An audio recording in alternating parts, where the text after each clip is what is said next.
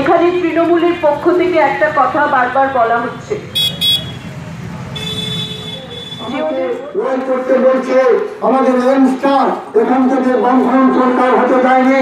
পরবর্তীকালে আমরা মমতা ব্যানার্জিকে সমর্থন দিয়ে বাংলার বামফ্রন্টকে সরিয়ে আমরা তৃণমূল এবং কংগ্রেসের জোটের সরকার করেছিলাম। সেই 2000 সালে তৃণমূল মমতা ব্যানার্জি মুখ্যমন্ত্রী হয়ে কিছুদিন পরে আমাদের পিছনের চাকরি মেয়ে আমাদের থেকে সরিয়ে গেছিলেন। একলা আমাদেরকে নিয়ে তিনি নিজের পথে চললেন, আমাদের এইমস হাসপাতালটা করলেন না। সেই দাবি হয়ে গেছে, সেই লড়াই হয়ে গেছে। আমরা সেই লড়াই করে আপনাদের স্বার্থে আমরা এইমস হাসপাতাল করতে চাই। তাই আমাদের সাথে আসুন, আমাদের কংগ্রেসের মনোনীত প্রার্থীদের আপনারা ভোট দিন, আপনারা জেতান। আপনাদের গ্রাম পঞ্চায়েত, পঞ্চায়েত সমিতি, জেলা পরিষদ জিততে হবে, দুর্নীতি মুক্ত পঞ্চায়েত করতে হবে। আপনাদের মুখে ফেলে আজকে তৃণমূল খেয়ে যাচ্ছে, আজকে বড় বড় দাওয়া হয়েছে তৃণমূলের প্রধানের, তৃণমূল মেম্বারের। তাই আপনারা ওদেরকে চিহ্নিত করে এবার যোগ্য জবাব দিন। আগামী 8 তারিখ 8ই জুলাই আমাদের কংগ্রেসের মনোনীত প্রার্থীদের হাত চিহ্ন ভোট দিয়ে এখান থেকে পাঠান। আপনাদের বরাদ্দ আপনাদের বাড়িতে আমরা পৌঁছে দিব। কোন ঘরের আসন নয়, কোন ঘরে সরকার নয়। আপনারা আপনাদের মনোনীত প্রার্থীদের দ্বারা সমস্ত প্রাপ্ত বাড়িতে পেয়ে যাবেন। এই কয়েকটি কথা বলে আবার পুনরায় আপনাদেরকে বলবো, আমাদের প্রার্থীদের আপনারা হাত চিহ্ন ভোট দিয়ে পঞ্চায়েতকে দুর্নীতিমুক্ত পঞ্চায়েত করবেন। এই কয়েকটি কথা বলে সবাইকে সালাম নমস্কার জানিয়ে আমার বক্তব্য শেষ করছি। জয় হিন্দ, বন্দে মাতরম। পথসভায় বয়স্কদের আমার সালাম, প্রণাম, ছোটদের শুভেচ্ছা। আমার আগে নুরুল হুদা এবং মাস্টার মুস্তাফা আমাদের ব্লক সভাপতি, তারা তাদের বক্তব্য রেখেছেন। এই রামকৃষ্ণপুরে আমি বহু মিটিং করেছি। একটা সময় এখানকার মানুষ অন্য দল ছেড়ে আমাদের দিকে কংগ্রেসের হাতকে শক্তিশালী করে আমাদের দলে জয়েন করেছিলেন। আবার অনেক মানুষ এদিক ওদিক থেকে বিভ্রান্ত হয়ে কেউ পদ্মফুল, কেউ জোড়া ফুলের দিকে চলে গেছে। কিন্তু সারা ভারতবর্ষের কি অবস্থা এখন?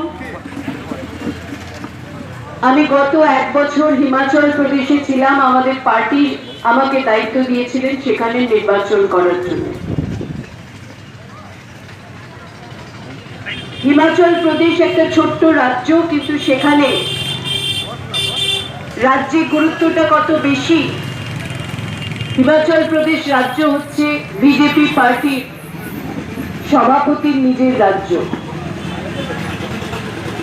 সেই জেপি নাড্ডার রাজ্যে বিজেপিকে হারিয়ে আমরা কংগ্রেস সরকার গঠন করতে পেরেছি। তারপরে আমাকে দায়িত্ব দেওয়া হয়েছিল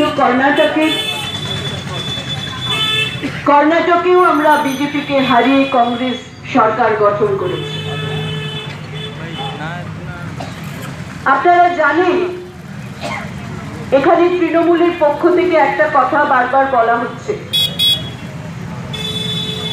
যে ওদের ভোটটা না দিলে ওরা লক্ষ্মীর ভান্ডার বন্ধ করে দেবে, ওদের ভোটটা না দিলে ওরা জব কার্ড কেড়ে নেবে। একটা কথা আমি পরিষ্কারভাবে বলতে চাই, পঞ্চায়েতে যে কটি প্রকল্প চলে সেটা ইন্দিরা গান্ধীর 20 দফা কর্মসূচি থেকে শুরু করে, রাজীব গান্ধীর দেওয়া ইন্দিরা আবাস থেকে শুরু করে, মনমোহন সিং এর দেওয়া 100 দিনের কাজ থেকে শুরু করে প্রত্যেকটি প্রকল্প কিন্তু কংগ্রেস দিয়ে গেছে ভারতবর্ষের বুকে, যা আজকে বাংলাতে চলছে। আর বাংলার সেই প্রকল্পগুলোকে পঞ্চায়েতে তৃণমূল কংগ্রেসের নেতারা, তৃণমূল কংগ্রেসের দালালরা তারা লুটে পুটে শেষ করে গরিব মানুষের হকের যে টাকা, সেই টাকা তারা খেয়ে বড় বড় বাড়ি বানাচ্ছে, কোটি কোটি টাকার বাড়ি বানাচ্ছে, গাড়ি বানাচ্ছে। আপনাদের প্রতিবাদ করতে হবে। লক্ষ্মীর ভান্ডার সরকারের দেওয়া, সরকার 500 করে টাকা দিয়েছে। হিমাচলে আমাদের কংগ্রেস সরকার আমরা মেয়েদের 1500 করে টাকা দিচ্ছি। আর কর্ণাটকে 2000 করে টাকা দিচ্ছে। তাহলে হিমাচলের মতো ছোট রাজ্যে যদি আমরা 1500 টাকা দিতে পারি, বাংলায় কেন আমাদের মুখ্যমন্ত্রী টাকা বাড়াতে পারছেন না? আজকে শুধু শুধু তোলাবাজি, শুধু গুন্ডামি, শুধু ভয় দেখানো হচ্ছে, শুধু হিংসার আশ্রয় নেওয়া হচ্ছে। হিংসা দিয়ে মানুষের উন্নয়ন করা যায় না, হিংসা দিয়ে সেবা করা যায় না, তোলাবাজি করে ঘুষ খেয়ে মানুষের এলাকার উন্নয়ন করা যায় না। আমিও মন্ত্রী ছিলাম এখানে, আমার স্বামীও মন্ত্রী ছিলেন এখান থেকে।